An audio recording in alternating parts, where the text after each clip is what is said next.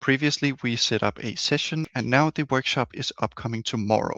And I want to do the final things before I am completely ready for that workshop. What I'm going to do, first of all, is that I'm going to check out my session that I created previously. Before I let people into this session, I just want to check if everything works all right. So what I'm going to do is copy the link for the session and then just enter it myself.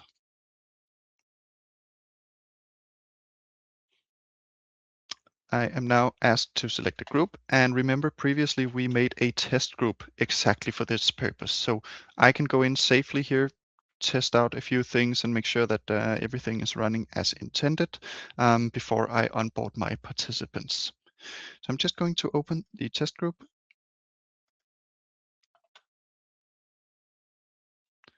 And I can see that I'm in the team challenge. That's good. That's what I wanted. I see that the game opens perfectly well, so no need for concern there. And everything seems to be in order. So that gives me confidence for my workshop tomorrow. I'm now ready to onboard my participants. And for the onboarding process, there are typically 3 different ways of onboarding participants into an active workshop. And if I log back in here and check out my session with the host view, there are now 3 different ways of onboarding people that I can choose from.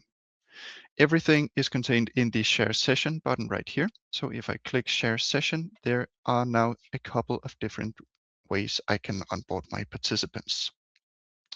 The first and most simple one is using the link that I just demonstrated. If they have access to links, if you can send your participants a link before your workshop, you can use this feature.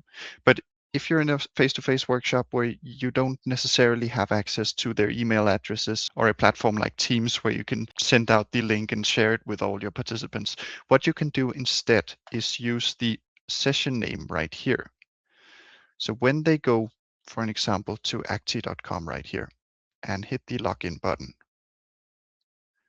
then they will be asked for a session ID. And this is actually just the name of your session.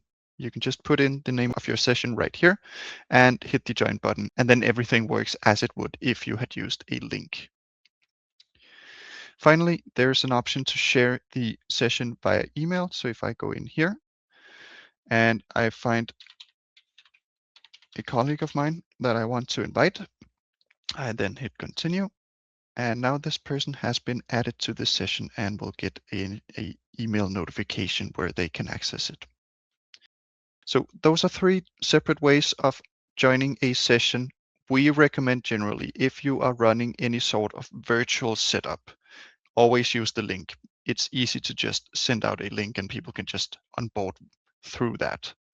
If you're running a face-to-face workshop, you can also use the link, but it's often easier to use the session ID in a face-to-face workshop because you can just say this out loud or you can put it on a white screen, whatever you prefer.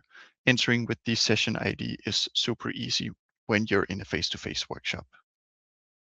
And finally, if you would like for people to just play at their own pace, not necessarily in a workshop setting where everyone is together at the same time and you play through the game, you can use either the link or the email invitation if you just want to share a game with one of your colleagues.